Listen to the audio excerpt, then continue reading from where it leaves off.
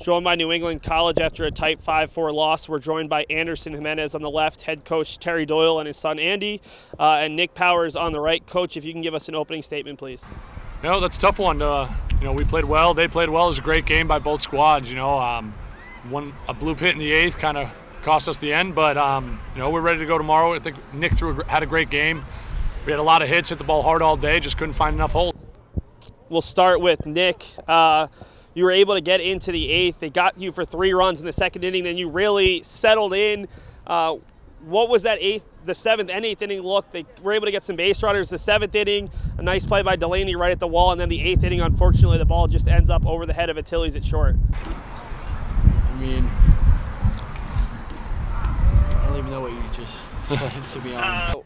Kind of what were those last 2 innings like, especially with the fans being the way they were and just kind of the intensity of this contest? The intensity was good. Our defense was great.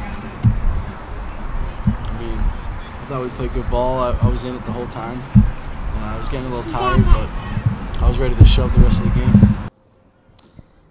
Anderson playing behind Nick. He's pitched so well the last 2 times, getting you wins against big competition. Today kept you guys in the game and you were winning into the 8th. How much confidence do you guys have as a collective when Nick is pitching the way he pitched today? Every time that Nick goes out there, we have such a confidence that we're going to win the game, because he always feel the whole game. He never get tired or something like that. But today was a tough one. We wasn't expecting that ball was going to drop, and he did a good job.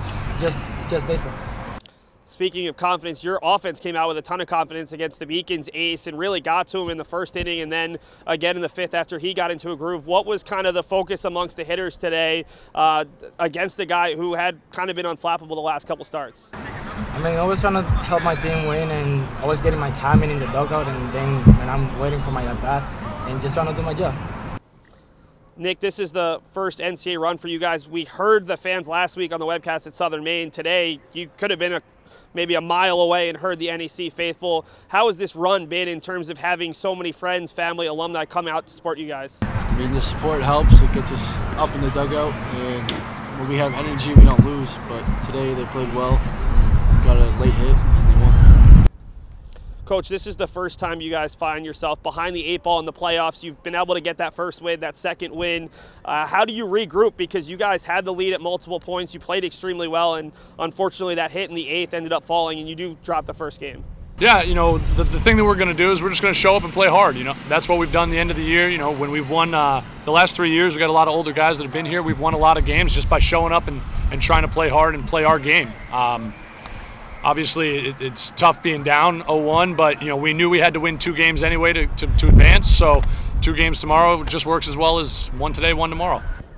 Coach, kind of at that same point, just how much does what you guys were able to do last week give you guys confidence going to? Yeah. Obviously, Southern Maine and UMass Boston are 2 different teams, but they're both super talented. What we did last weekend, we played them 3 games, and they gave it to us 1 game, but the other 2 we were right with them. So I think that we're going to show up tomorrow. We're going to give Stan the ball, and he's going to go out and compete for us, and then hopefully be ready for Game 3. Thanks so much for your time, guys. Yep. Thank you.